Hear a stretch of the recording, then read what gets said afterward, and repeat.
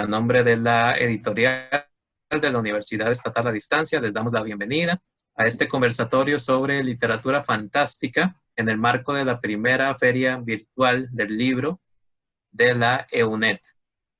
Le damos la más cordial bienvenida a nuestra escritora invitada, doña Deyanira Elizondo, y nuestro escritor invitado, don Eric Conde, quienes en breve van a comentarnos sobre sus libros publicados recientemente.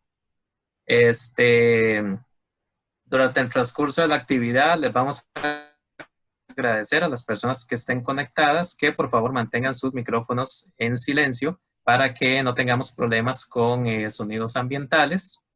Al final de la actividad va a haber un espacio para preguntas del público. Les recordamos también que en el chat de esta aplicación de Zoom pueden también anotar sus preguntas.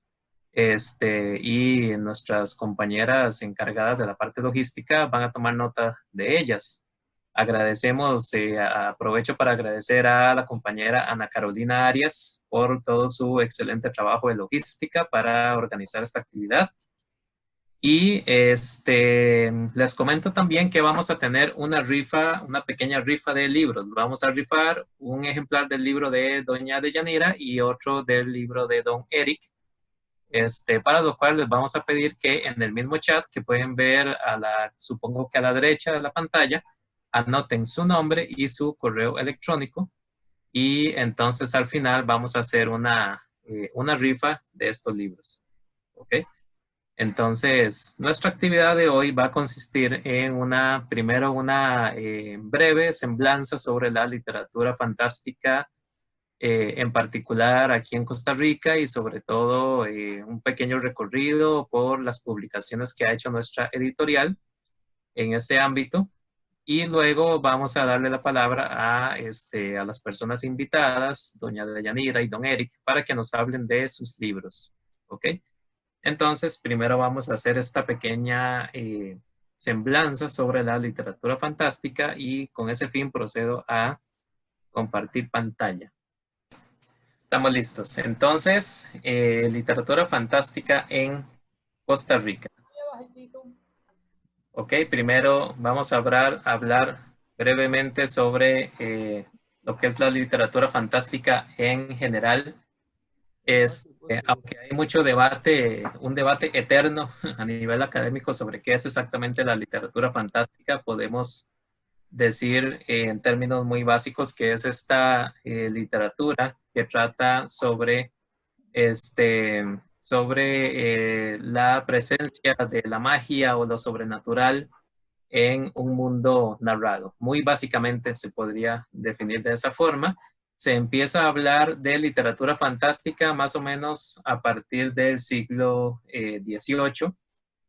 A pesar de que mucha gente incluye la literatura dentro de la literatura fantástica, incluye, por ejemplo, textos como la Ilíada y la Odisea de Homero, o los antiguos poemas épicos, las sagas de caballeros, los libros de caballería y ese tipo de textos.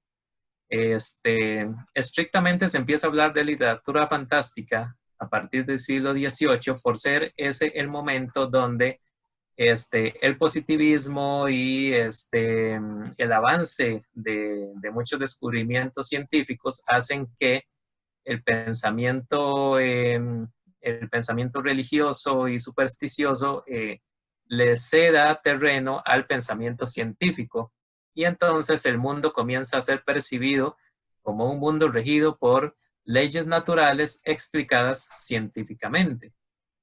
Pero entonces, al mismo tiempo, aparece la noción de lo sobrenatural como aquellos fenómenos que rompen con esas leyes naturales que supuestamente rigen nuestro mundo. Por consiguiente, aparece un género, comienza a aparecer y a ser descrito el género narrativo que pues trata precisamente sobre eso, sobre la presencia de lo sobrenatural en nuestro mundo. ¿Ok? Es a partir del siglo XIX cuando diferentes expertos y escritores comienzan a perfilar este género literario y se le empieza a llamar género fantástico o fantasía científica y otros términos, ¿verdad? Que van apareciendo por ahí. Aunque es ya bastante entrado y avanzado el siglo XX cuando se comienza a hablar de literatura fantástica, ¿verdad? Imagínense que el primer tratado teórico sobre literatura fantástica, que es el de Svetan Todorov, fue apareciendo ya en los años 70 del siglo XX, ¿verdad? Ya muy, muy cerca de nosotros, ¿verdad? La literatura fantástica ha venido siempre de la mano con otros géneros que a veces no tienen poco o nada de fantásticos, ¿verdad? Pero que han sido géneros afines a lo fantástico, y de alguna forma han compartido espacios. Por ejemplo, o la narrativa detectivesca o policíaca, el relato histórico, los relatos de aventuras. Ya en Estados Unidos el western, por ejemplo, lo que son los relatos de vaqueros, incluso los relatos amorosos o eróticos, homoeróticos y demás, ¿verdad? Estos géneros tienen en común con la literatura fantástica el haber sido objeto de cierta marginación, el ser considerados géneros menores dentro de la literatura en comparación con la gran literatura, ¿verdad? Han sido géneros, como les digo, marginados, que a menudo han tenido que compartir espacios de publicación como revistas y folletines. En habla hispana apareció el término literatura de género para referirse a este grupo de géneros que vienen, por así decirlo, de la mano con la literatura fantástica y han venido acompañándola, por así decirlo, a lo largo de su historia. Hoy, por ejemplo, ya en nuestros días resulta tal vez extraño pensar por ejemplo, un relato policíaco o un relato amoroso o un relato de vaqueros tenga algo que ver con la literatura fantástica. Pero a principios del siglo XX, pues estaban muchos de estos relatos pues metidos casi dentro del mismo saco, por así decirlo. Muestra de ello es que muchos de estos géneros fueron publicados originalmente solo en revistas, ¿ok? Nunca en formato de libro, solo en revistas.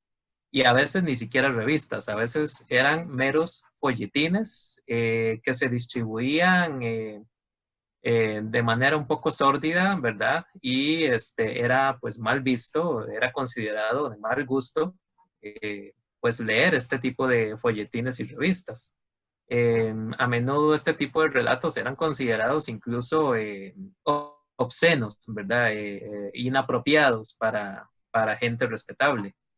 En el Reino Unido, por ejemplo, en la época victoriana, aparecieron las dime novels o las penny dreadful, así se le llamaba a estas revistas o folletines, este, que contenían pues relatos vampirescos, de misterio, de detectives, de fantasmas y ese tipo de fenómenos. En Estados Unidos, ya en las primeras décadas del siglo XX, aparecen las llamadas revistas pulp. Eh, Aquí vemos en la imagen, por ejemplo, la portada de una de ellas, la revista Weird Tales, una de las más célebres de su época, célebres dentro de lo que cabe, ¿verdad? Es en 1939 cuando aparece la primera editorial que comienza a publicar este tipo de relatos fantásticos y afines en formato de libro, ¿ok? Se trata de Arkham House, una editorial fundada por los editores August Derleth y Donald Wandrei en 1939, como les decía. A estos editores debemos, por ejemplo, todos los que seguimos la literatura de Lovecraft, les debemos el haber rescatado casi del olvido la literatura de Lovecraft, de H.P. Lovecraft,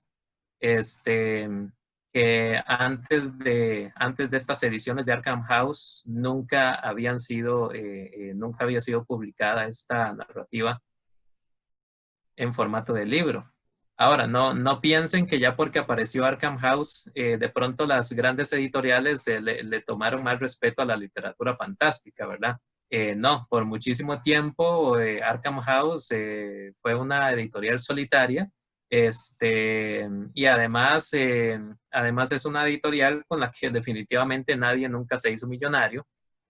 A menudo estuvo en números rojos, ¿verdad? Y sin embargo, pues es una editorial que ha ejecutado la proeza de seguir existiendo hasta nuestros días, ¿verdad? Actualmente creo que es administrada por los nietos de sus fundadores. Bien, en América Latina, pues sabemos de muchos célebres exponentes de la literatura fantástica, como han sido Horacio Quiroga, Rubén Darío, Adolfo Bioy Cáceres, García Márquez, Cortázar, Elena Garro, que merece ser mucho más conocida de lo que es, Amparo Dávila, que también debería ser mucho más conocida, Macedonio Fernández, etcétera. En Costa Rica, aunque ha regido un canon de literatura realista y costumbrista muy fuerte, y a menudo hay gente que ignora o incluso refuta que haya literatura fantástica en Costa Rica. De hecho, existe casi desde los inicios de la literatura nacional, casi desde su fundación hay literatura fantástica con, por ejemplo, los relatos de Manuel Argüello Mora. ¿Okay? E investigaciones recientes han demostrado que pues ha habido de hecho siempre una abundante producción de relatos fantásticos aquí en Costa Rica, de autores tan emblemáticos como Carlos Gallini, Ricardo Fernández Guardia, bueno, los hermanos Fernández Guardia, Joaquín García Monge, Roberto Brenes Mesén, María Esther Amador, Max Jiménez, Yolanda Oriamuno, Eunice Odio y más recientemente don Alberto Cañas, Fabián Dobles, etc. De hecho, uno de los autores e investigadores más importantes que tenemos, bueno, costarricenses, digo tenemos entre comillas porque él está radicado en México desde hace décadas, pero es un ávido investigador de la literatura costarricense, don José Ricardo Chávez. Una de sus más grandes investigaciones fue publicada en esta compilación, Voces de la Sirena, Antología de Literatura Fantástica de Costa Rica de la primera mitad del siglo XX, donde da cuenta de una abundante cantidad de relatos fantásticos de autores costarricenses de principios del siglo XX. Además, don José Ricardo Chávez también rescató prácticamente del olvido una colección de cuentos de León Fernández Guardia, el hermano de Ricardo Fernández Guardia, cuentos que hasta antes del año 2017, cuando se publica esta compilación, esos cuentos nunca habían sido publicados en formato de libro, solo se habían publicado en revistas, ¿ok? Y cosa curiosa, en revistas de la Sociedad Teosófica Costarricense. Entonces, en cierto modo, aquí en Costa Rica ha sucedido lo mismo que pues en Estados Unidos o en el Reino Unido, ¿verdad? Que mucha de esta literatura se publicó en revistas o en periódicos, pero no en formato de libro, ¿verdad? Y bueno, a principios del siglo XX tenemos algunas expresiones más relacionadas con por ejemplo, de Máximo Soto Hall, El Problema, Carlos Gallini con La Caída del Águila, El Doctor Kuhlman, que es una mezcla de ciencia ficción con relato detectivesco, publicado en 1926 y que ahora nuestra editorial pues lo tiene dentro de su catálogo.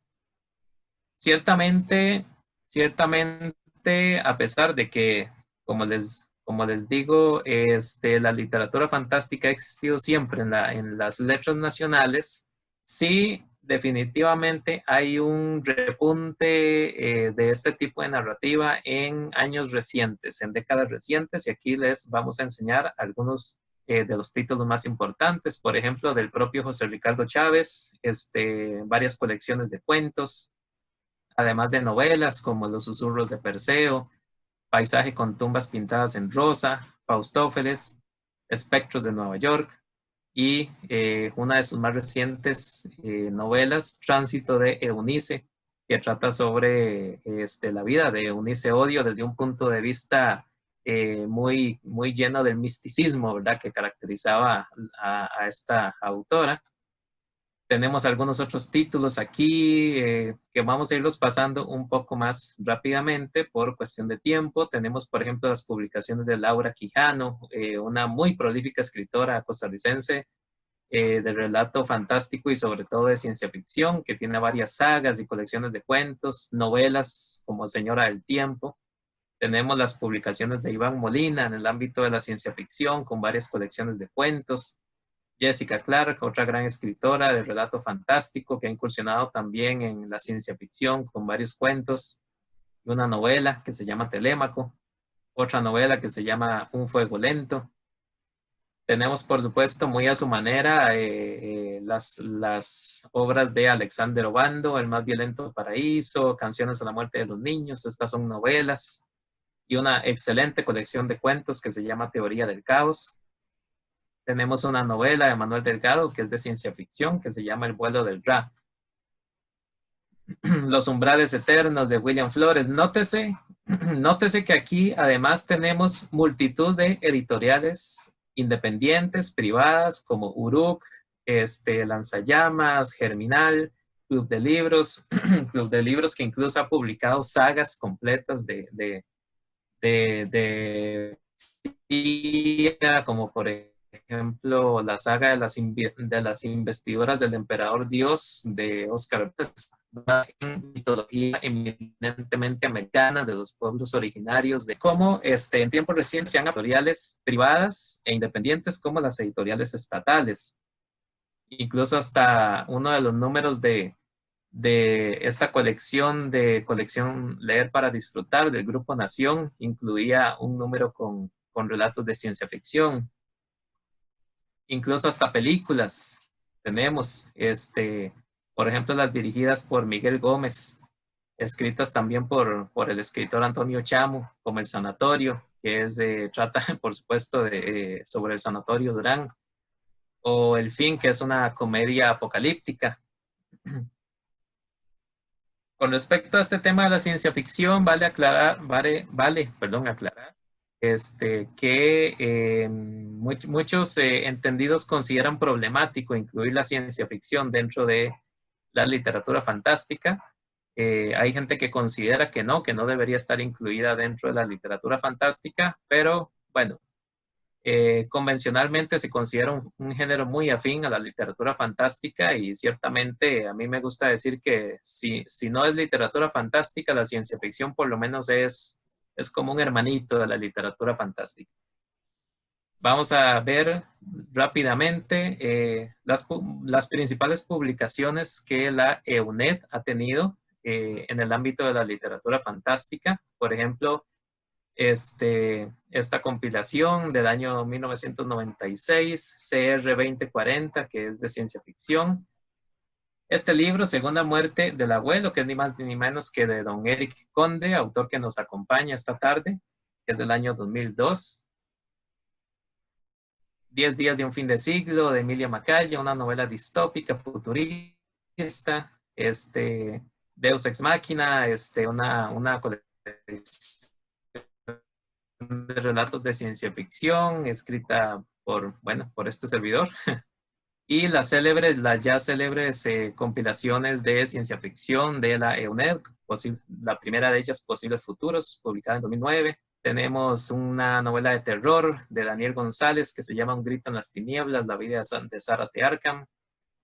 Otra compilación de ciencia ficción, Objeto no identificado. Una colección de cuentos de don William Suárez. Otra compilación de ciencia ficción, Lunas en vez de sombras. El Carnaval del Diablo y otros cuentos de Marlon Ocampo. La última compilación de ciencia ficción que hemos publicado, que se llama Te voy a recordar, en 2015. Camino de Estelas, una selección de los mejores relatos de Guillermo Fernández, otro gran escritor y novelista costarricense y que ha escrito mucho de literatura fantástica. Y bueno, ya llegando a las publicaciones más recientes, nos honra muchísimo haber publicado este interesante libro que se llama El rastro de la mariposa y otras confesiones fantásticas de Eunice Odio. Este libro reúne las obras de prosa de Eunice Odio, que muchos la conocerán fundamentalmente por su poesía. Este libro reúne pues los dos cuentos, hasta el momento que se sepa, que se haya descubierto, los dos únicos relatos escritos por Eunice Odio, y además una colección de cartas que, aunque no pretendían ser una obra literaria, ¿verdad? Su calidad y el misticismo con que están impregnadas, las eleva a un rango de obra literaria que ciertamente merecía ser publicada. Y entre las publicaciones más recientes que tuvimos a finales del año pasado, por supuesto, está El muchacho que botó su cabeza, de don Eric Conde, que ya casi él nos va a hablar sobre este libro. Y El despertar de la luciérnaga, una colección de cuentos de doña Deyanira Elizondo, que es nuestra otra persona invitada esta tarde. Ya para terminar, ¿cómo es esta literatura fantástica costarricense? Aunque ahora, bueno, ahora tenemos de todo prácticamente, incluso hasta tenemos sagas de fantasía épica que emulan las grandes sagas de fantasía de habla inglesa y, por ejemplo, de Estados Unidos o del Reino Unido. En realidad, algo que distingue a la literatura fantástica latinoamericana y costarricense es su relación con el realismo. Puede parecer algo contradictorio, ¿verdad? Pero sí, en América Latina la literatura fantástica pues surgió de la mano con el realismo, a diferencia de la literatura anglosajona, donde más bien surgió del romanticismo. Entonces, en América Latina conviven lo fantástico y lo realista, incluso hasta lo costumbrista. Y, y muchas veces en los relatos, pues lo sobrenatural en realidad no es sobrenatural, sino que es visto de alguna forma como algo más bien natural, como la magia, por ejemplo, es vista como parte de la realidad, ¿verdad?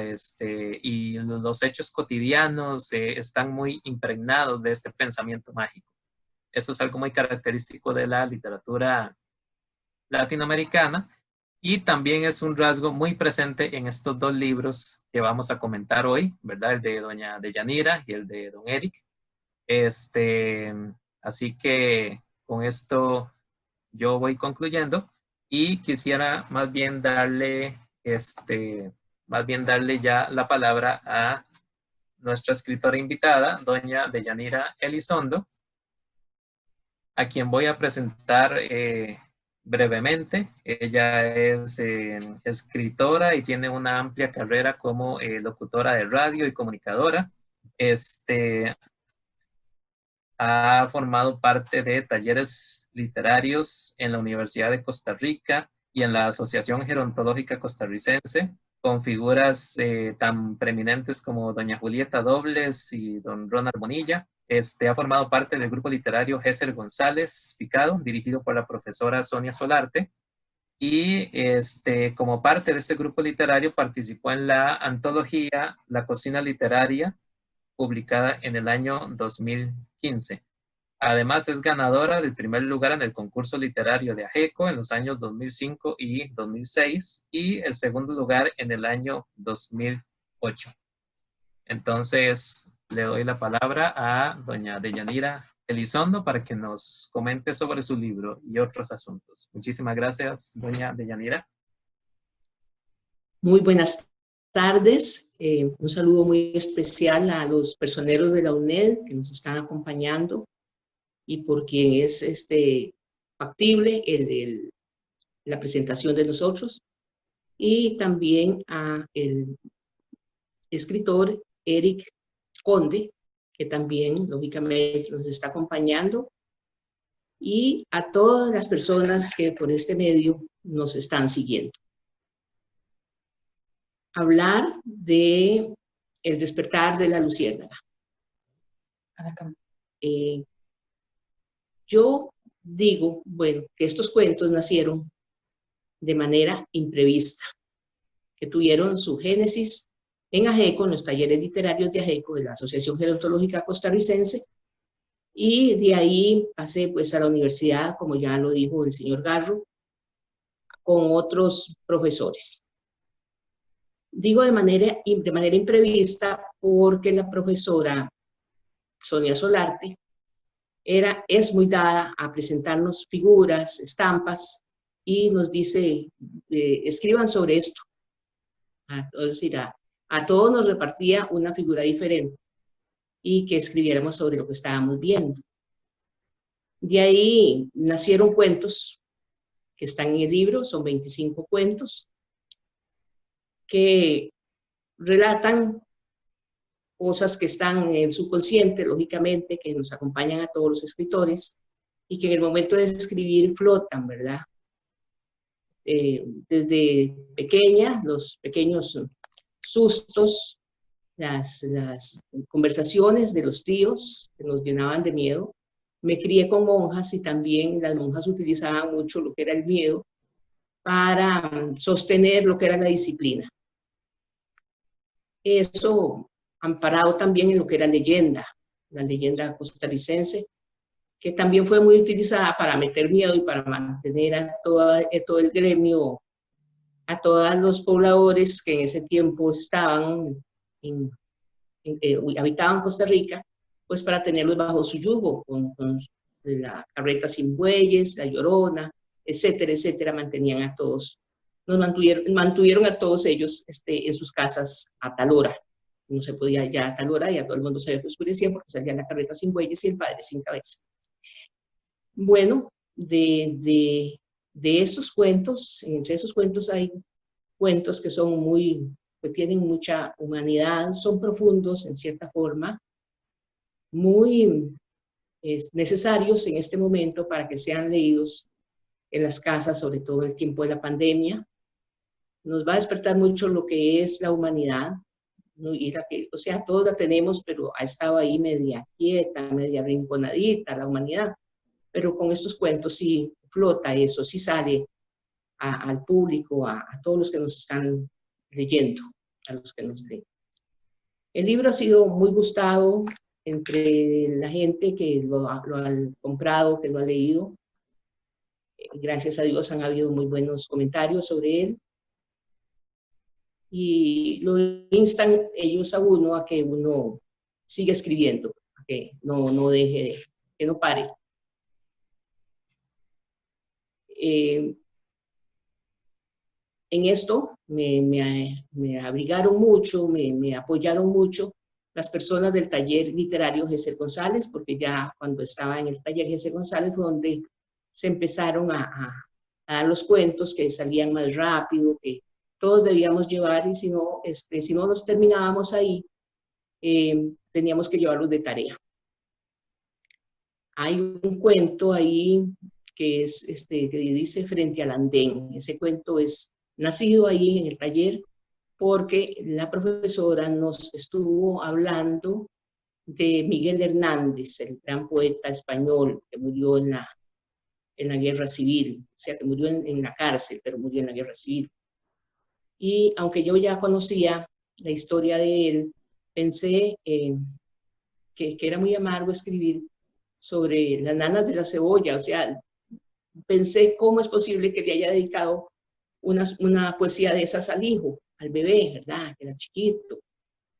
Y entonces, cuando la profesora nos presentó a Miguel Hernández para que estudiáramos la vida de él, de ahí nació el cuento de él y lo sumé con otros poetas de la época, como en ese tiempo estaba en España Neruda, y García Lorca, que también murió en la contienda esa.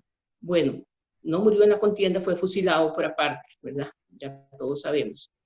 Pero fue parte de ese resquemor, de ese odio que se le tenía a los poetas que en toda revolución, en toda tiranía, son personajes muy perseguidos porque son los que tienen la voz del pueblo, hablan por el pueblo. Bueno, pienso que ese es el describir lo que es el libro mío. Y vamos a ver qué nos dice don Eric Conde. Bueno, muchísimas gracias, doña Deyanira, por sus palabras. Ya ahorita cuando empecemos con el espacio de conversación vamos a poder hablar un poco más sobre su libro. Y ahora voy a presentarles a nuestro escritor invitado, don Eric Conde. Antes nada más quiero recordarles brevemente que vamos a rifar un ejemplar de los libros de ellos dos. Y entonces les vamos a pedir que anoten su nombre y su correo electrónico en el chat para que participen de la rifa. Vamos a escuchar entonces a don Eric Conde, escritor que tiene una amplia carrera, con títulos publicados en varios países y en varios idiomas. Varios de estos títulos publicados en nuestra editorial, 6 libros creo han sido publicados en nuestra editorial. Don Eric es ganador de varios reconocimientos internacionales como el Premio Casa de las Américas en Cuba y el premio de la Feria del Libro de Guadalajara en México. Y por supuesto su obra incluye decenas de relatos, muchos de ellos inscritos en la literatura fantástica. Así que don Eric nos va a hablar sobre su libro más reciente, El muchacho que botó su cabeza. Don Eric, bienvenido. Muchísimas gracias. Bueno, muchísimas gracias también a todas las personas que nos acompañan, tanto, bueno, las personas de la editorial, la escritora que nos acompaña también, todas las personas que están conectadas. Bueno, yo tengo 2 profesiones.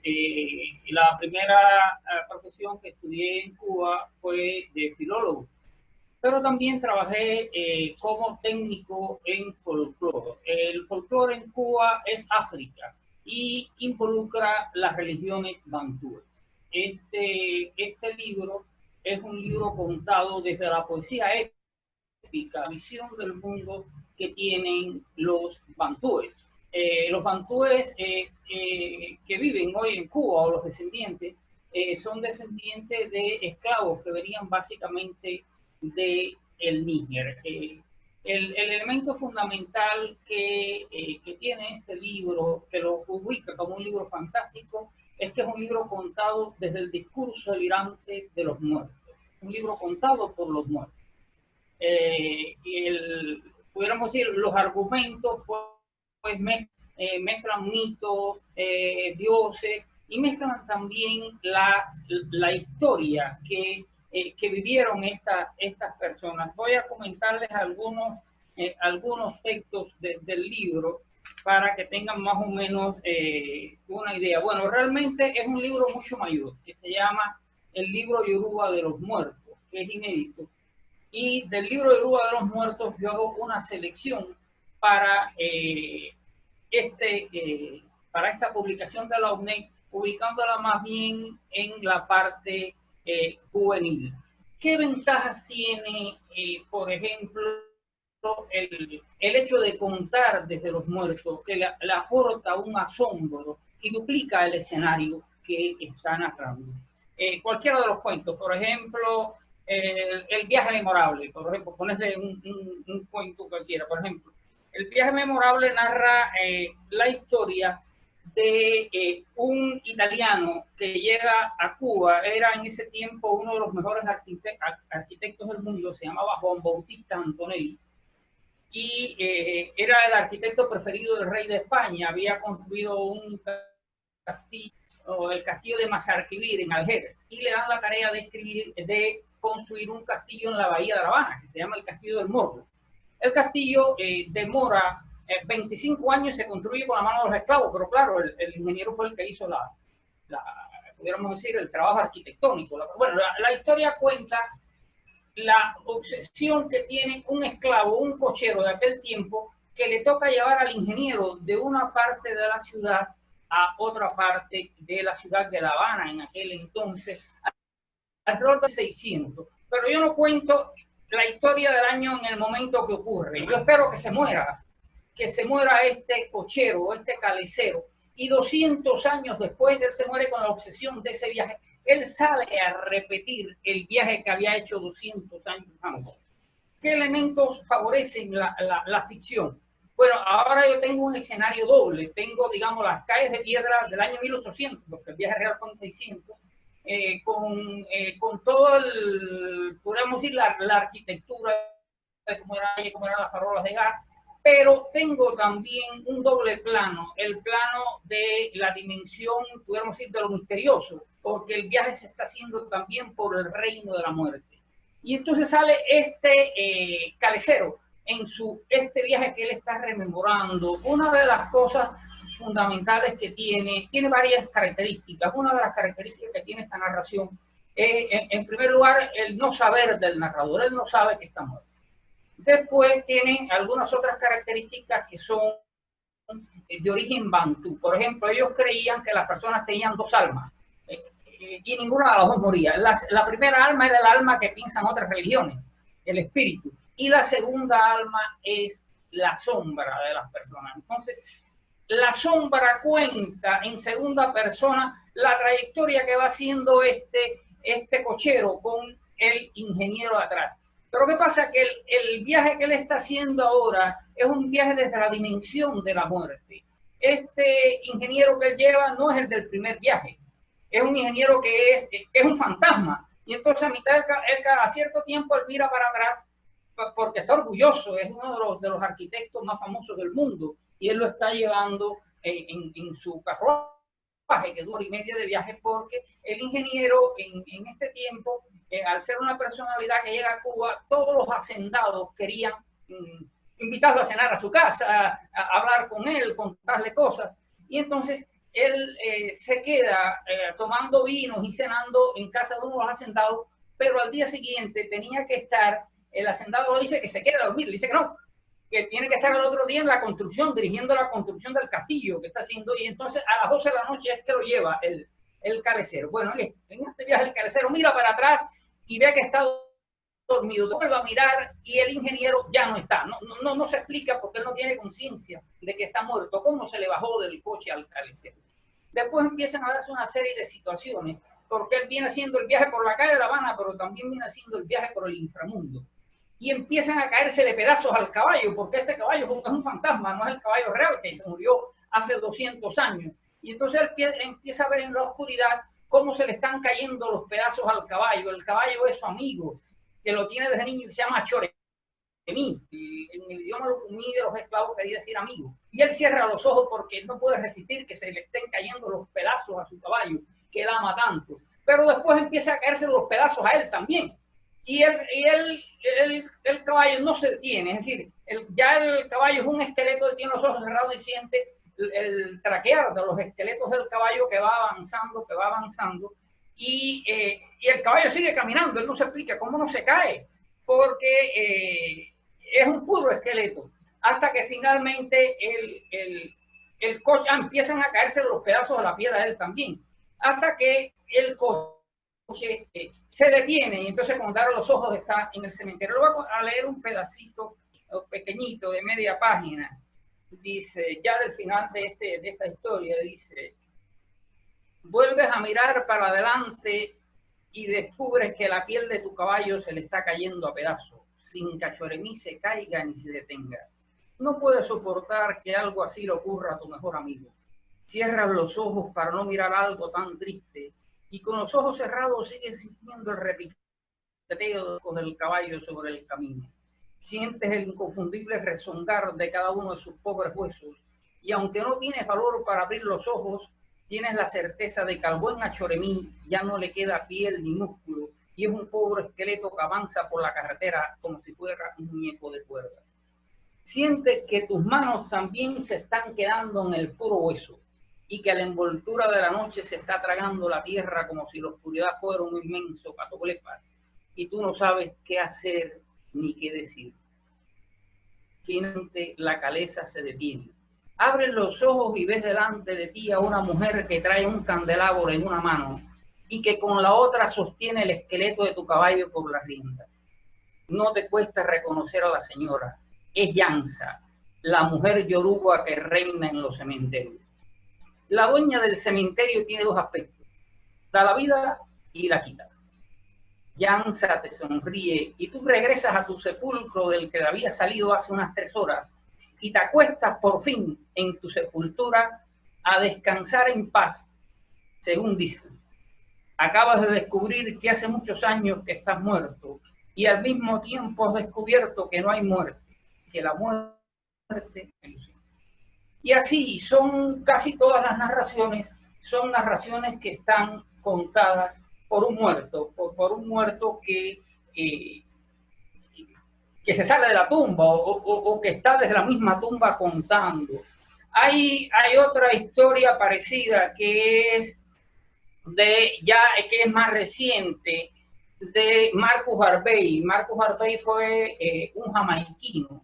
Marcus Garvey fue un jamaiquino que trabajó incluso aquí en casa. Y después él emigra a Estados Unidos, a Nueva York, y logra fundar un periódico y logra hacer una asociación, funda una asociación para la mejora del hombre negro, que tuvo gran valor. Pero también se le ocurre hacer una especie de, él hace una especie de flota o crea una especie de flota que con la promesa de devolver estos nietos y bisnietos de los africanos que vivían en Estados Unidos, que vivían acá en Latinoamérica, y empieza a recoger dinero, y recoge una cantidad de dinero grandísima. Incluso es acusado varias veces en Estados Unidos porque él está está cobrando acciones o vendiendo acciones por una empresa de barco que no tiene barco.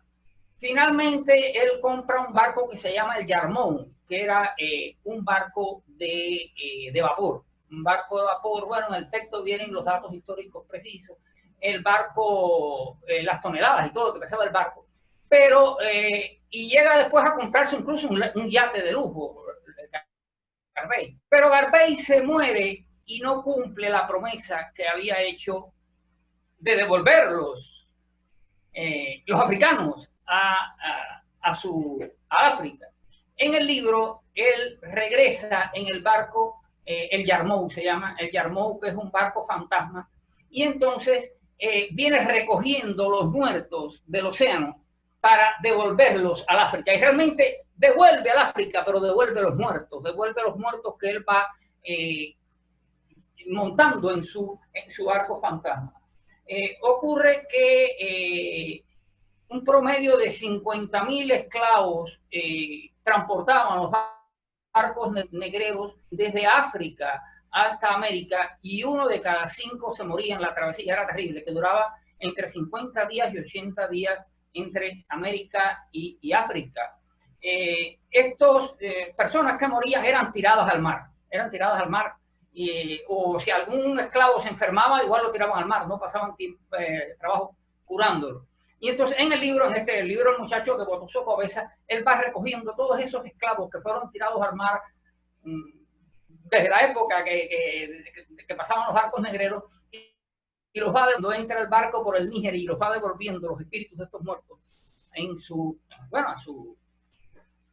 a su vida otra vez, a sus aldeas, al lugar donde vivían. Y todas las historias son así, están contadas con un tremendismo, y la mayoría tiene una base histórica, pero está contada no desde la visión de los historiadores. Por ejemplo, esta historia de Garvey, pues está publicada por los periodistas los periodistas cubanos mientras estaba la construcción del castillo,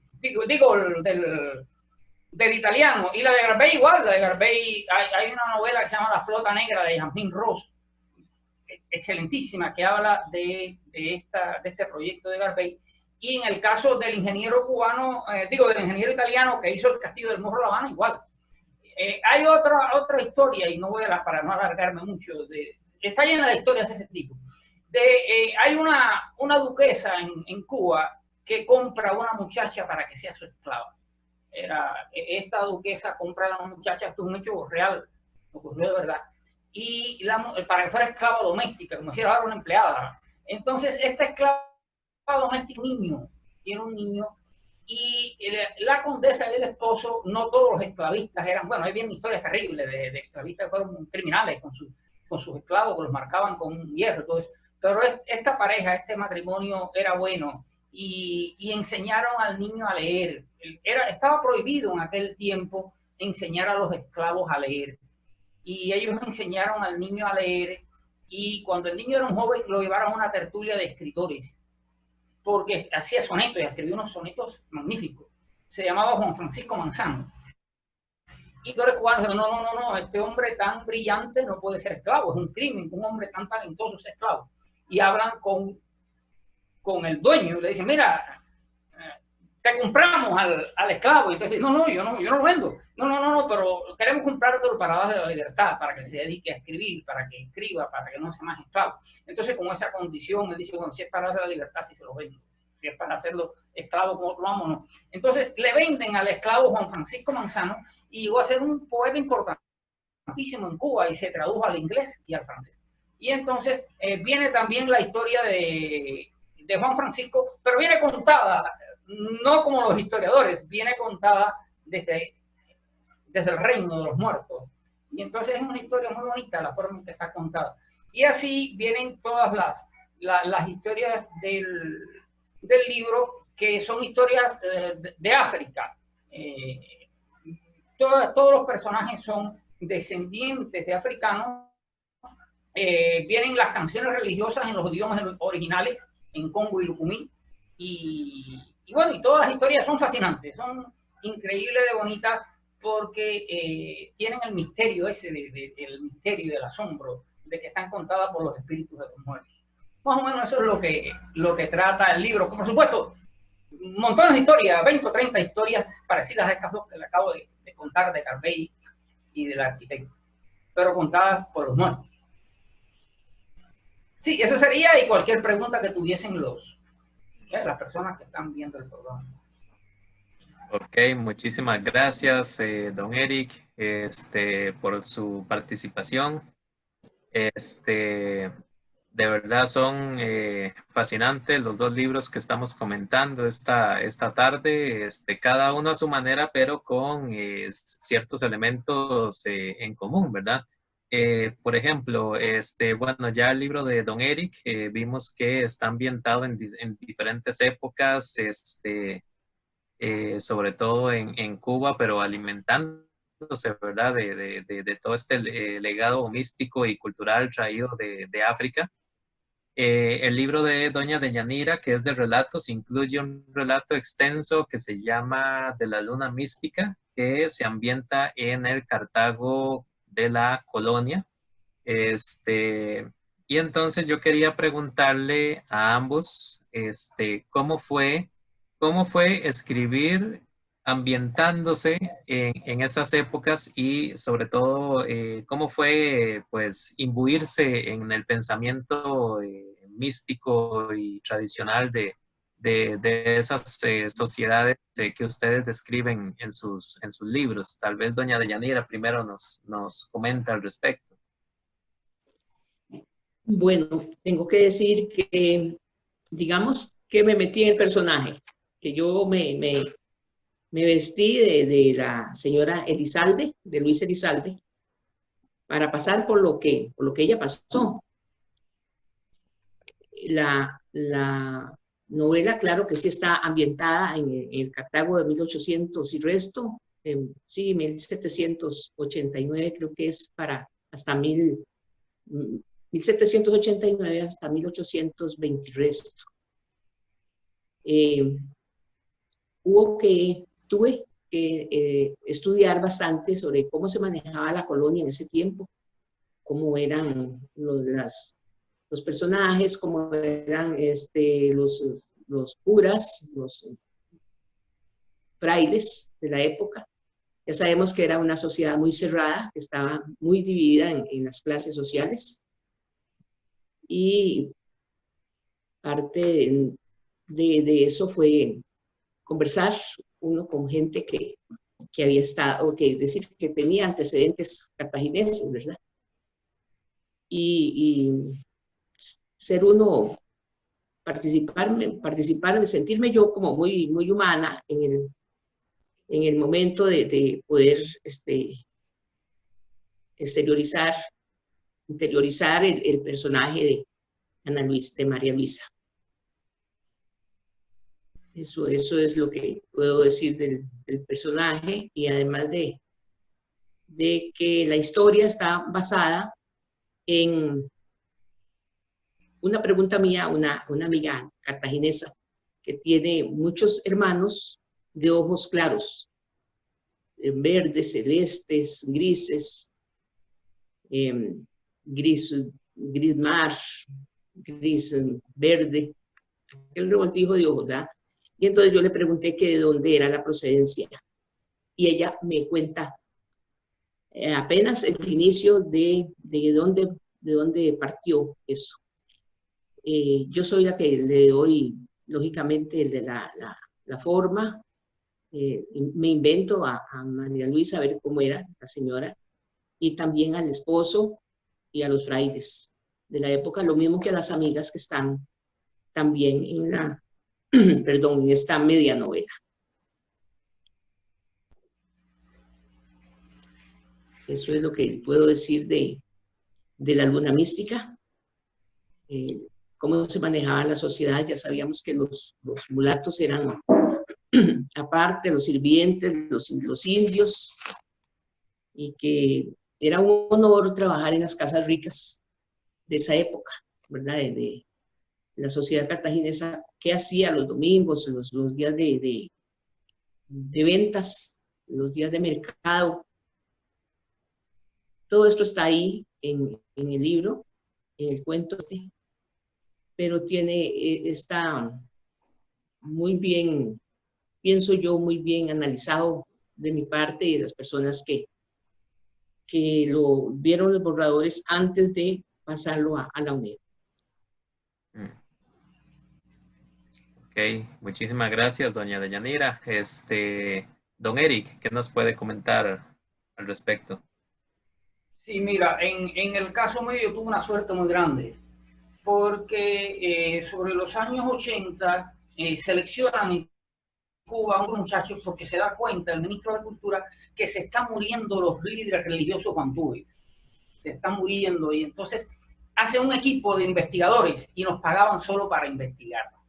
La mayoría de los muchachos pues, fueron por la música y por la danza, pero yo no sé bailar, un cubano sabe bailar increíble, pero yo me fui por los dioses y le dejé la música y la danza, que por supuesto es mucho más vistosa.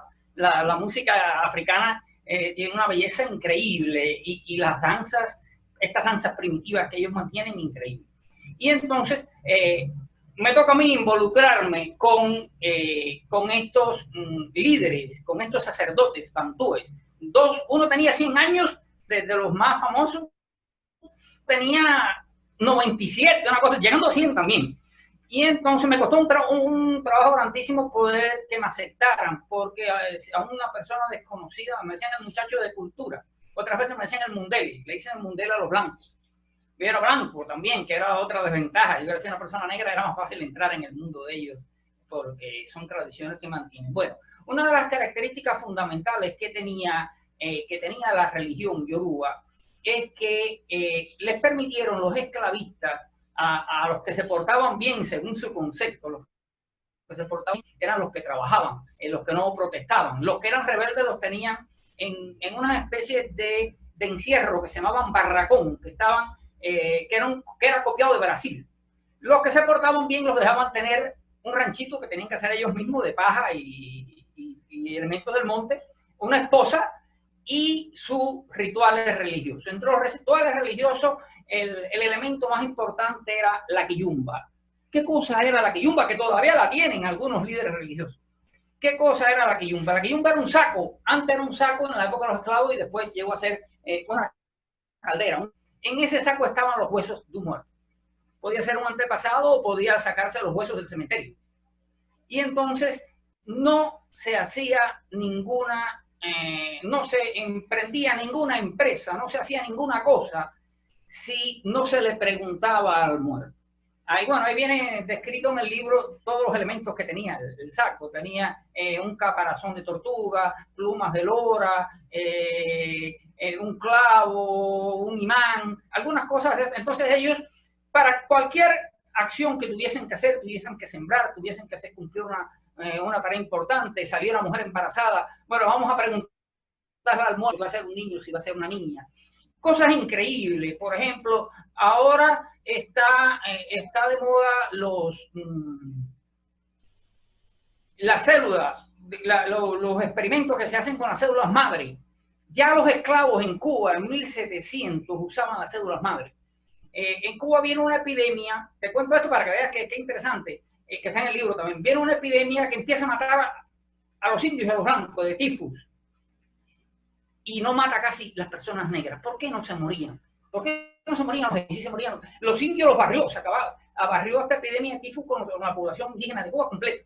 Los esclavos no se morían porque cuando las esclavas nacían un bebé, a veces cortaban el cordón umbilical con un virus, qué cosa, porque en los ranchitos esos bebían, no tenían, pero el cordón umbilical se guardaba.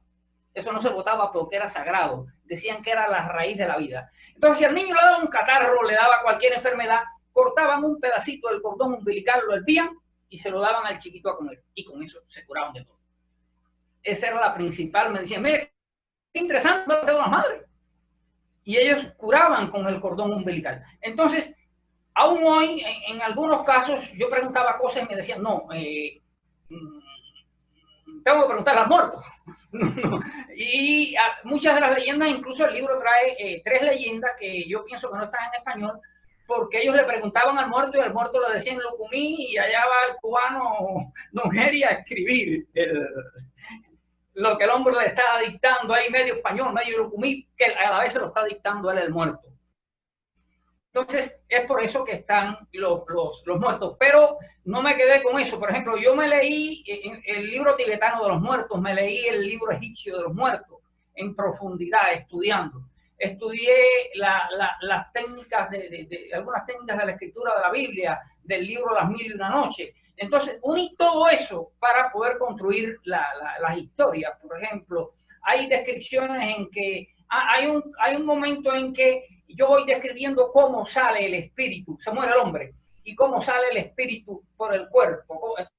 Entonces, esto parte ahí de cómo dicen los tibetanos que sale el espíritu. Entonces, el espíritu del muerto sale por la nariz y el espíritu se queda afuera mirando a la gente llorando en la caja, y todo lo va contando el espíritu que está ahí, porque creían ellos que a los 9 días, creen todavía las practicantes de esta religión, creen todavía que a los 9 días de enterrado al muerto regresa el espíritu a la familia y sigue viviendo con la familia el espíritu, aunque está enterrado el cuerpo allá en el cementerio. Y entonces, pues es riquísimo, porque riquísimo me refiero como leyenda, como acto. Entonces yo cuento también a veces 1 o 2 leyendas y a veces invento mis propias historias, pero las meto en la atmósfera esa, porque la atmósfera en que cuentan estos líderes, podríamos decir sacerdotes, yorubas, ellos cuentan como pienso yo que contaran los hombres primitivos a la orilla del fuego. Cuentan con una magia y uno dice, caramba, si yo puedo contar como ellas las historias mías, pues es un avance grandísimo, porque tiene una fuerza, tiene un poder, es un poder primitivo, porque ellos no tienen estudios, pero es increíble la magia que tienen esas historias que ellos cuentan. Hay cosas interesantísimas, por ejemplo, para no para recogerme yo solo el programa para mí. Por ejemplo, hay una narración del dios de ellos, el dios Oba-Oyo. El dios Oba-Oyo hace a los seres humanos con caca, defeca, y con la caca hace un hombre y una mujer. Es una historia bellísima, uno lo dice así y uno le suena tal vez asqueroso, pero no, es una historia esa de cómo el dios Oba-Oyo hace los seres humanos. Es una historia preciosa. Hay otra historia que se llama El fantasma de Calabar, porque algunos de estos esclavos venían de una región que se llamaba Calabar, y ellos contaban que al principio del mundo se ahogó en el pozo ese de Calabar una persona. pero el espíritu salía todas las noches y entonces los niños venían a tirarle piedra al agua y veían el espíritu. Y había en la aldea 2 viejitos ciegos que venían a sentarse también en el pozo. Ya. Esa historia del fantasma está lindísima porque es la relación del muerto con... y los viejitos venían y se comían los piojos. Así me lo contaron, así lo pegué ahí, porque eran aldeas primitivas, perdidas en las regiones estas de África. Y entonces todas son historias que tienen una magia fascinante.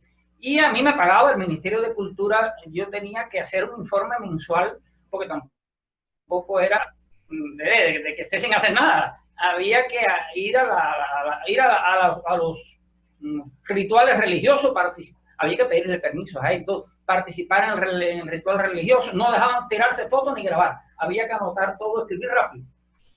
Y entonces, pues yo iba y tomaba nota y de ahí salieron casi todas estas, bueno, y todas estas historias que están ahí en ese libro y que hay un libro mucho más grande que no lo he publicado porque quiero ver si logro colocarlo en alguna editorial española importante. Pero todas son muchas desde ese ámbito. Bueno, muchas gracias, don Eric.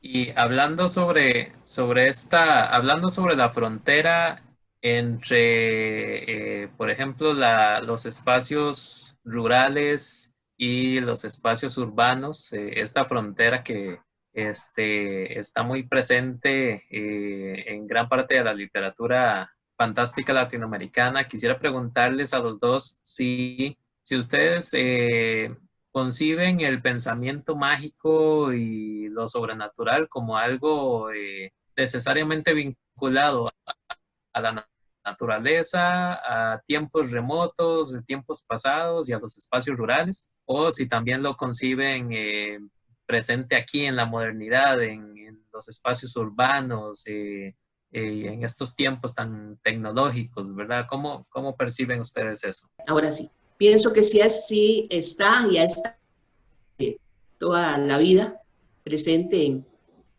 en los espacios rurales y en la modernidad, en todo lo que es la vida actual. Y me voy a referir con eso a las personas.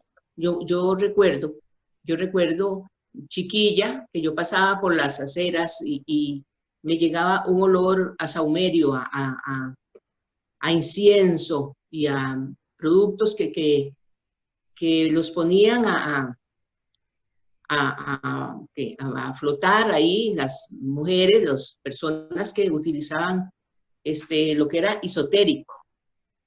Y recuerdo también que llegaban personas a visitar esas casas de brujería, por decirlo así, con problemas, y muchas de ellas decían que estas medium, estas clarividentes o videntes, se lo resolvían. Pero eso ha estado también, digamos, nadie ignora que Nancy Reagan lo utilizó mucho estando como primera dama. Y también, no sé si recuerdan que antes de la muerte de Kennedy, una medium era muy amiga de la gente, de la esposa de Jacqueline Kennedy. Y ella les avisó sobre el niño que iba a perder Jacqueline Kennedy y sobre el asesinato. Pero él ya no lo dijo con estas palabras claras, como les estoy diciendo yo, sino que dijo que veía una nube negra cubriendo la Casa Blanca. Una nube pesada que venía sobre la Casa Blanca. Y al poquito tiempo, pues fue que mataron a Kennedy. También en el asesinato de este dictador que estuvo en 1920 aquí en Costa Rica, al que mataron, al no encontrar las autoridades quién era, recurrieron a una medium para saber, según ellos, saber quién era el asesino. También recuerdo a mi tía que me llevó una vez a Cartago, a Heredia. Yo tenía 13 años o 14 años. y para saber, porque ella tenía un negocio y el negocio se estaba viniendo abajo, no vendía, ella estaba preocupada. Entonces llegó ahí a esa casa para que la medium le dijera más o menos de qué se trataba o quién estaba atrás de eso. No me dijo tía nada de lo que habían resuelto ahí, o lo que le había dicho la señora, pero en conversaciones de ella con los hijos y con las primas que llegaron, la oí decir que la mujer le había dicho de un hombre que empezaba con A. Y ella dijo, Altagracia, es Altagracia. Así que los muertos le cayeron Altagracia, una señora que vivía 4 o 5 casas después del negocio de mi tía, sobre la misma acera. Entonces esto ha estado siempre flotando en la sociedad costarricense y no solo en la de aquí. Sé que en Colombia hay una señora que se llama Regina y a ella recurren los mandatarios cuando tienen problemas, entonces ellos visitan Colombia y se reúnen con la señora, que dicen que es bastante, entre comillas, muy acertada.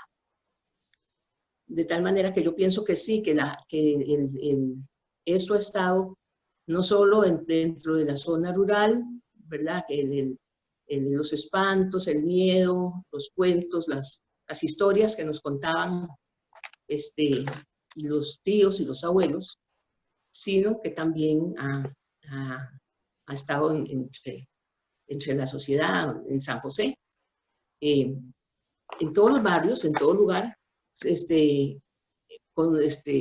habían casas embrujadas y los chiquillos eran felices de irse a meter ahí, salir corriendo y decían que escuchaban ruidos, también es que eran chiquillos, pero la gente grande les decía no se vayan a meter en esa casa, que en esa casa asustan. Entonces todo eso está flotando ahí, como digo, en los cuentos costarricenses, es una leyenda urbana, todo esto. Muchísimas gracias, doña Deyanira. Don Eric, coméntenos al respecto. Sí, yo pienso que está igual en todas las sociedades, y no solo vinculado con África, por ejemplo. Le voy a poner 2 ejemplos. Yo he usado la ficción contemporánea también ahora. Por ejemplo, yo tengo un cuento que se llama El sastre de Vins. Es una muchacha alemana que llega a la playa de Vins y ella no puede dormir, vive cerca de la playa y en la playa se encuentra a las 6 de la mañana, se levanta, se pone a la playa y se encuentra un muchacho que está pintando unos dibujos, unos castillos, unos príncipes. Y entonces él le dice que se llama Adán, y empieza una relación bonita. Y él le dice incluso que vive en el jardín del Edén, pero ella le entiende que es cualquier lugar que se llama jardín del Edén, cualquier finca, cualquier parte. Y ellos tienen una relación muy bonita, muy bonita, muy bonita, y finalmente terminan viviendo en el mismo apartamento la muchacha. Pero la narración alcanza el clima en un momento en que él está mirando los astros, las estrellas, y como que enloquece. Y entonces están viviendo en un apartamento del siglo XX en Alemania. Y él como que enloquece, y cuando él como que le da, tiene ese comportamiento, deja de querer a la muchacha, no le interesa, no se fija en ella, ¿no? Pero el reloj, cuando él enloquece también el reloj. Y el reloj empieza a correr, pero a correr contrario a las manecillas del reloj. Y hay momentos en que ellos están discutiendo y ella mira por el apartamento donde vive en Alemania del siglo XX y siente un escándalo en la calle. Cuando mira para la calle han desaparecido los edificios y vienen los carros del César de la época de Roma, y el puente famoso que había ahora es un puente romano. Y se sigue desarrollando la historia termina en que el muchacho sigue caminando el tiempo para atrás, se quita la ropa y sale corriendo para afuera, y desnudo, sin ropa. Y ella le cae atrás, pero cuando ella abre la puerta para caerle atrás, ya no está ni siquiera el puente romano, hay un jardín Y entonces el cuento termina en que ella lo encuentra en la playa otra vez, pero ya no es la playa de Vin, ya es una playa del jardín del Edén, y resulta que eran ellos Adán y Eva. Bueno, es una historia totalmente fantástica y ya no tiene que ver con humor. Hay otra historia de un libro que se llama Eso no puede pasarnos a nosotros, que él hace una edición bellísima, editorial Costa Rica. Es una pareja de ahora, contemporánea, que tiene un niño y se están divorciando. Y entonces ellos empiezan, una cosa que yo le enseñaba a los niños, a los padres infantiles, es que yo le decía, si ustedes le ponen a un gatito una patita de cristal, cuando camine tiene que decir tic. Entonces el muchacho empieza a hacer, se desarrolla en San Joaquín de Flores, y el muchacho empieza a levantar un muro de Berlín adentro del apartamento. Cuando él está levantando el muro de Berlín, ella empieza a ponerse más rubiecita, porque así son las muchachas de Berlín. Y terminan rubia y hablando alemán. Entonces ya no se entienden porque ella habla alemán y él habla español. Y bueno, es una historia fabulosa de cómo se divorcia, de cómo los vecinos ven todo el drama del divorcio. Entonces llega un momento en que ellos encuentran una canción de José Alfredo Jiménez: si nos dejan, nos vamos a querer toda la vida. Y entonces, en un momento, bueno, después que han contado todo un drama lleno de fantasía y de imágenes y cosas, ellos llegan y van a ver a José Alfredo, pero no tocan en la casa de José Alfredo, tocan en la puerta de la canción. Y José Alfredo le abre la canción. Y ellos empiezan a subir por la canción de José Alfredo Jiménez. Pero la canción dice en una parte que están en un rincón cerca del cielo. Y entonces el libro termina en que ella empieza a sospechar. Le dice: Heriberto, ¿por qué las sombras están tan largas? Y le dice: no sé. Y al final dice: ¿no será que estamos muertos? Hace 100 años que no me das un beso. Y ahí se acaba el libro, porque ahora estaba todo bien porque estaban muertos. Entonces el drama, mientras están vivos, tienen problemas. De pronto empieza todo a arreglarse, a hacer el matrimonio lo más lindo. Es sospechoso porque uno dice, bueno, si esta gente tenía tantos problemas, y con un niño, todos los conflictos que se dan en la actualidad con un divorcio, de un matrimonio, con un niño en el medio, que están ahí en ese libro descrito de una forma impresionante, pero descrito con poesía. No viene un teque científico, ni un teque psicológico, viene descrito con poesía. Hay un momento en que él se va y deja un espacio vacío, y el espacio vacío, bueno, cuando está recogiendo las cosas del divorcio en el carro, esa historia está, pero eriza los pelos. Él recogiendo las cosas del divorcio y los vecinos mirando cómo se lleva todo. Y entonces se queda en un espacio vacío, y ese espacio vacío, ella, en vez de llenarlo con sueño, lo llena con tristeza, y todo se va llenando de tristeza. Entonces llega el momento en que tenían que tapar los vasos donde tomaban agua, porque se llenaban de tristeza y no entraba el agua. Entonces tenían que ponerle un tapito, una tapita a los vasos. No, es un libro. Y entonces así igual, en las historias contemporáneas que hablan de ahora, son también historias fantásticas. Bueno, en las que yo escribo, son igual historias fantásticas, aunque no tienen los muertos de África, que eso sí son. Esta que te estoy contando ahora no tiene nada que ver con la mitología africana ni con los muertos de África, y sin embargo es fantástico también. Es fantástico. Sí, está ubicada. Se puede usar ahora, Está ubicada. Se puede usar lo fantástico de lo contemporáneo, sin tener que poner mitología indígena o mitología africana. Con los problemas de ahora, de hoy. Sí, en el espacio urbano. Los problemas de la pandemia, incluso. Todo se puede ver solo que hay que ubicarse en ese ángulo y narrarlo desde esa máquina. Muy bien, excelente, don Eric. Muchísimas gracias. Vamos ya contando un poquito el tiempo. Vamos a dar espacio para unas 2 o 3 preguntas de las personas que nos acompañan, del público. Y hay algunas preguntas en el chat también. Entonces, si alguna persona del público tiene alguna pregunta, bueno, puede abrir el micrófono y participar. Ojalá tratemos de hacerlo en forma ordenada para que haya buen espacio y vayamos midiendo el tiempo, porque sí, ahorita tenemos que ir concluyendo. Si alguna persona tiene alguna pregunta que quiera hacerle a nuestros autores. Buenas tardes. Sí, buenas tardes. Yo soy Ana Karina Moreno y quisiera preguntarle a los autores que si no creen que el uso del recurso de la muerte como que es muy recurrente para solventar o, salir, o darle una salida fácil a ese tipo de relatos. Como contaba él, de que estaban muertos, entonces es así como un tema muy recurrente. Es una salida como fácil. Ok, muchísimas gracias por la pregunta. Bueno, creo que ahí el principal aludido es don Eric. Tal vez nos comente rápidamente. Sí, claro. Le voy a dar un ejemplo. La literatura, la clave no está en el tema, sino en el tratamiento del tema. Puedes tratar la muerte de una forma genial que nadie la ha tratado y entonces, bueno, si la tomas igual que todo el mundo es malo. Por ejemplo, voy a poner un ejemplo cortísimo. Por ejemplo, yo tengo un cuento que narra historia que es un lugar común. Un niño que se monta en una escoba y dice que la escoba es un caballo. Eso lo dice todo el mundo, es un lugar común inmenso. Sin embargo, yo por medio de una técnica que se llama muda espacial, la ilusión que tiene el niño de que el caballo es una escoba, se la paso a la escoba. Y la escoba empieza a hacerse la ilusión de que ella es un caballo y la escoba empieza a comer hierba.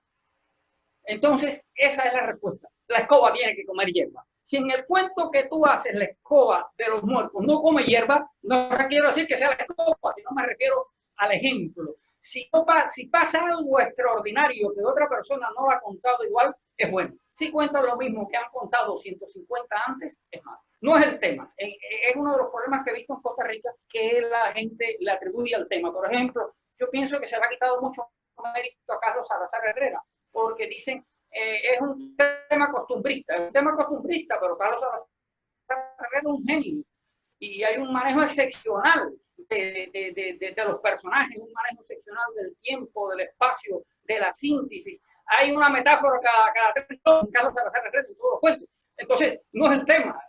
Cuentos costumbristas y probablemente 10.000 mal escritos, pero los de Carlos Salazar Herrera son costumbristas y son geniales. Y entonces, no es el tema, es el tratamiento del tema. La clave está en esos de hay que poner la escoba a comer hierba. Si yo digo que el niño se montó en el caballo en la escoba, pues bien, ya se lo ha dicho tanta gente que ya perdió la máquina, es un lugar común. Entonces la diferencia no está en el tema, sino entre hacer algo auténtico o repetir un lugar común. Si repites el lugar común, no importa el tema, el de la muerte o el que sea. Y si haces algo auténtico, se salva, porque se sale del lugar común. Bueno, esa es mi opinión. Ok. Tal vez doña Deyanira, si quisiera agregar algo. Hay un cuento en el librito mío que se llama La Pintura. Está basado en un suceso que pasó aquí en Guadalupe, de una amiga mía que pierde el sobrino en un accidente de tránsito. El sobrino era corredor de la carrera esta ciclística de fin de año. Y existía la costumbre de que cada año le hacían la fiesta a la abuela. Y estaba muy cerca la muerte de la festividad esta de la abuela, del cumpleaños. Entonces la familia decide suspender la fiesta de la abuela por el muchacho, por la muerte del muchacho, estaban de duelo.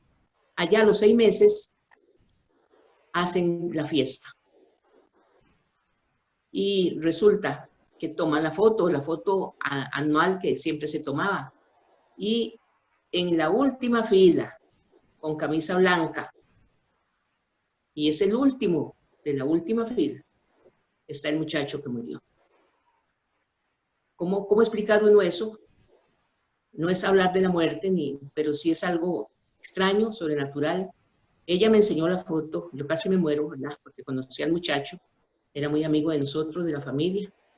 Y bueno, sin palabras, esto para decir que la muerte es algo muy natural, que está siempre entre todos nosotros, pero sí que ese es un hecho sobrenatural que vale la pena destacar.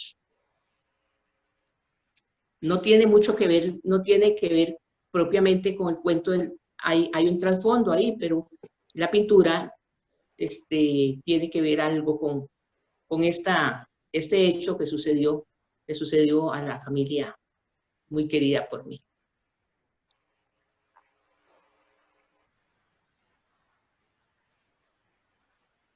Muchas gracias, doña Deyanira.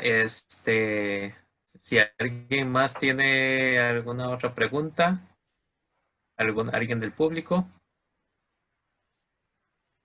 Sí, hola. Sí, Bueno, adelante. primero agradecer la presencia de...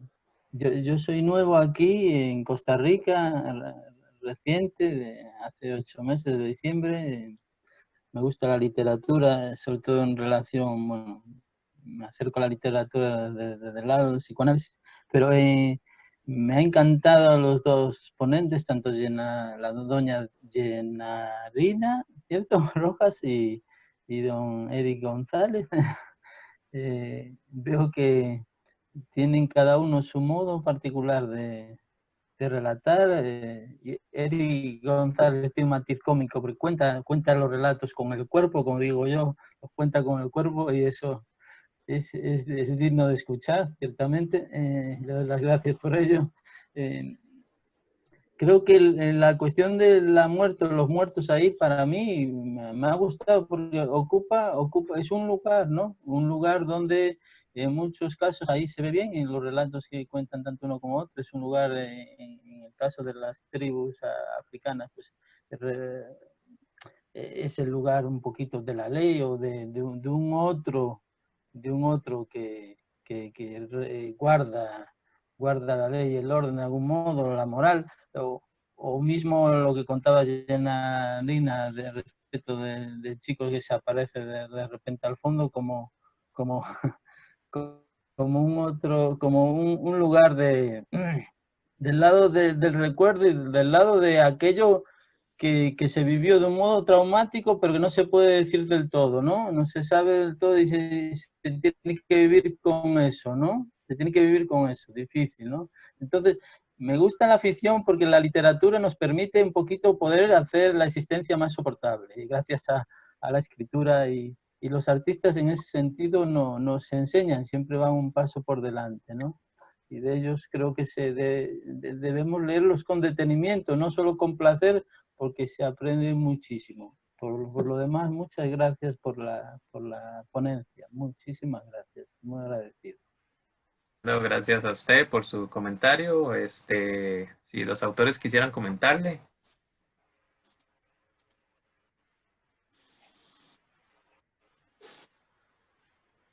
Sí, adelante. Al señor, muy agradecida con el señor por la atención que nos ha puesto. Muchas gracias. Y sí, efectivamente, por eso decía yo al principio que en tiempos de la pandemia no hay nada mejor que leerse un libro, una copita de vino. No es que me estén llamando abuela alegre, no, es porque está bonito en estas tardes de frío, de lluvia y con estos encierros tan prolongados, tener con qué entretenernos. Y qué mejor que un buen libro. Adelante, don Eric. Sí, se me había olvidado un detalle importantísimo, que mi nombre es Eric González Conde, porque aparece ahí Eric González. Es real, es correcto mi nombre así, pero los libros yo los firmo con el apellido de mi mamá, que es Conde, que es con mi segundo apellido y no con el primero. Porque tiene una explicación, porque en Cuba el apellido González y el apellido Pérez es muy común, y el apellido de mi mamá no lo tiene casi nadie. Entonces sonaba más bonito, era más musical, es por esa razón. No tuvo ningún problema con mi padre, es por esa causa. Y bueno, pues le agradezco mucho a Ucio de nacionalidad española, agradezco mucho su participación. Ok, muchísimas gracias. Y tal vez vamos a escuchar la última pregunta, ya por motivos de tiempo, la última pregunta. A ver si hay alguien más que desee participar. Lo mío no es una pregunta, sino una felicitación a mi amiga doña Deyanira, felicitarla por ese logro y por esa forma tan especial de expresar en sus cuentos y en sus narraciones. Realmente vale la pena leer los cuentos de ella. Felicidades. Buenas tardes. Adelante, sí. Tal vez, ya que hicieron un comentario rápido, tal vez una última pregunta. Aló, buenas. Sí, adelante. Sí, mi nombre es Marcel Latino. Quiero felicitarlos a los escritores y a los organizadores Y hacerle la pregunta a don Eric, que es interesante que habló ahora que su relato hablaba de un sonetista que era esclavo, creo. Pues llama mucho la atención porque en los relatos de ahora pues cuesta mucho encontrar algún personaje que tenga este arte, ¿verdad? Quiero preguntarle a don Eric si en ese libro, en ese relato, el sonetista, si en el libro viene algún soneto, ya sea alejandrino, ya sea de los clásicos, ya sea, ¿cómo le digo? Acróstico, sonetillo, soneto agudo, qué sé yo, si viene alguno de esto, y qué interesante, porque cuesta mucho, ¿verdad?, que ver en algunos libros de la actualidad que personajes sean, pues, tengan este arte del soneto. Entonces quería preguntarle eso a Eric, si en el libro viene algún soneto de su autoría. Gracias. Bueno, ya.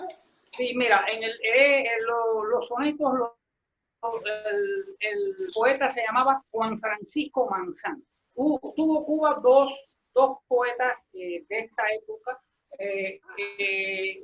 Solo digitar Juan Francisco Manzano va a encontrar los poemas. Va a encontrar los poemas, pero en el libro mío como tal, los que vienen son las canciones, porque Manzano ya escribe en español. Ya él escribe en español, no escribe en lucumí ni en congo, los idiomas de sus ancestros, de sus abuelos, por ejemplo. Él escribe en español y lo de él está publicado. Y hay otro poeta también, que es hijo, que viene en el libro también, que es hijo de un esclavo liberto cuando empieza a dar la libertad a los esclavos. Pues a este hombre trabajaba de barbero y tiene un hijo con una bailarina española. Tiene un hijo con una bailarina española y este hijo de la bailarina y del hombre que fue esclavo llegó a ser un poeta famosísimo también, y ese también está en el libro, pero no tengo los poemas de ellos publicados en el libro. El hijo de la bailarina,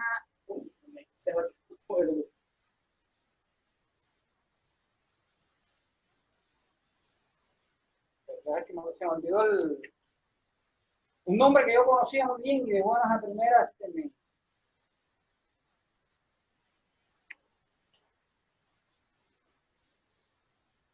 Plácido. Plácido Domingo era el hijo de la bailarina, llegó a ser el segundo poeta romántico más importante de Cuba y era hijo de una bailarina española, era un mestizo, y hijo de una bailarina famosa y de este señor que era un esclavo que le habían dado la libertad, que trabajaba de barbero. Viene esa historia también ahí. Entonces se dan estos dos casos de estos dos poetas que fueron extraordinarios y ampliamente publicados y traducidos a otros idiomas. Plácido Domingo y Juan Francisco Manzano. Bueno, en internet uno los busca y salen los poemas ahí. Tienen sonetos de los dos. Pero no están en el libro, sino, bueno, en el libro lo que viene es la historia de ellos. Listo, gracias, don Eric. Y tal vez ya casi para terminar, creo que hay algunas preguntas en el chat. Tal vez la compañera Ana Carolina nos ayuda con esas preguntas. Sí, buenas tardes. Bueno, tenemos algunos comentarios también. Por ejemplo, Ángela mencionó que Los umbrales eternos lo disfrutó muchísimo cuando lo leyó. Pablo Delgado pregunta, ¿en dónde se coloca el realismo fantástico? Bueno, ¿puedo responder? Sí. Sí, adelante. Fantástico a la unión de lo histórico y lo fantástico. Por ejemplo, la literatura de Carpentier, que es también un autor cubano. Alejo Carpentier usa mucho el realismo fantástico. También García Márquez, Juan Rulfo en Pedro Páramo. Segundo se une lo real y lo fantástico. Por ejemplo, en este caso, Manzano existió de real. Ahí viene la fecha de nacimiento, la fecha de muerte, pero viene un elemento fantástico ahí donde él llega donde el abuelo, para que el abuelo que habla con los muertos le diga si va a ser poeta, porque a la mamá, un adivino le dijo que el niño iba a ser un poeta cuando creciera. Entonces viene ese elemento fantástico mezclado bueno, pero también en algunas literaturas le llaman realismo mágico, realismo fantástico, real maravilloso, porque viene la realidad mezclada con la fantasía. No hay, sin que se dé una ruptura entre el objetivo y lo subjetivo, sino lo fantástico y lo real están revueltos, ensamblados, sin división, sin una cosa que diga de aquí para acá es real y de aquí para acá es fantasía. Está unido. Ok, muchísimas gracias, don Eric. Creo que ya por motivos de tiempo, yo creo que ya es momento de hacer la rifa antes de despedirnos. Y entonces, Ana Carolina tal vez nos ayuda para proceder con la rifa de los 2 libros. Sí, bueno, muchísimas gracias de nuevo de parte de la editorial de la UNED por acompañarnos y por participar en esta rifa, a quienes nos dejaron su nombre y su correo. Entonces vamos a pedirle a doña Deyanira primero que nos diga un número entre el 8 y el 45. 17. Ok, 17 es Juan Pablo Delgado Castillo. Entonces Juan Pablo se gana el libro de doña Deyanira. Bueno, igual ya tenemos su correo y nos vamos a comunicar con él para pedirle la dirección. Y ahora don Eric, igual si nos puede decir un número entre el 8 Le voy a decir un número 45. Un número simbólico con los bantúes. Por ejemplo, los yorubas tenían 16 tribus, sería el número 16, y los israelitas tenían 12 tribus. Es pegado de Deyanira, por ejemplo, las tribus yorubas. El pueblo yoruba surge de 16 tribus yorubas, y los israelitas de las 12 tribus de Israel. Eso sí, los israelitas todo el mundo lo conoce por la Biblia y la iglesia. Pues eran 16, entonces sería el número 16. Ok.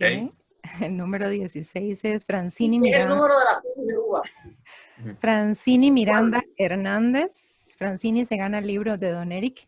Igual la vamos a contactar por correo electrónico para pedirle su dirección.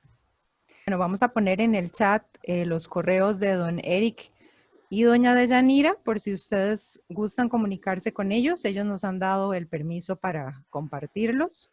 Entonces ahí en el chat tienen el correo y también tienen el enlace a los libros, los principales libros de los que han hablado hoy. Ahí está el enlace donde pueden acceder a los libros en la página de la editorial de la UNED. Y aprovechen que estamos en una feria virtual del libro, entonces hay ofertas y podrían entonces adquirir estos libros más baratos. En ese enlace tienen la opción de adquirir el libro en las librerías que están abiertas en Sabanilla, Cartago, Heredia, o también pueden comprarlos en línea en la librería virtual. Bien, excelente. Muchísimas gracias a Carolina por su colaboración en esta actividad. A nombre de la editorial de la Universidad Estatal de Distancia, les damos las gracias a todas las personas que se conectaron hoy. Muchísimas gracias también por su participación a doña Deyanira Elizondo y a don Eric Conde, que si gustan darnos un último mensaje esta tarde, tal vez doña Deyanira, si gusta darnos un mensaje de despedida. Bueno, muchas gracias a la UNED por el espacio que nos ha brindado para dar a conocer las obras y a los escritores.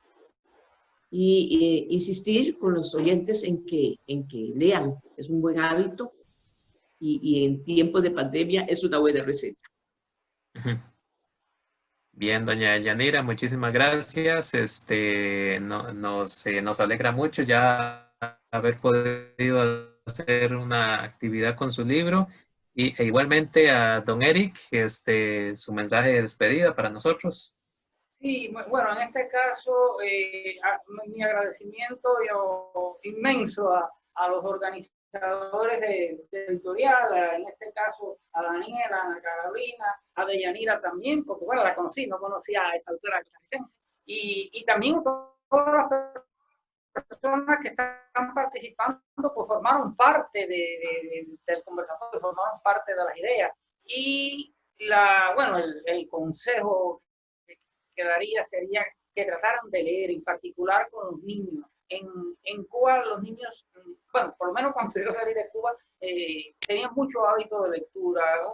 Un aula normal, yo trabajaba en una escuela de arte y un aula y traían los niños a la escuela. Un un niño normal en Cuba, en una escuela primaria, en los tiempos que yo salí hace 20 años, se leía un libro semanal. Un niño cualquiera de cuarto, quinto grado. Ya no sé cómo están las cosas y a veces la evolución hacia la tecnología conspira contra la lectura.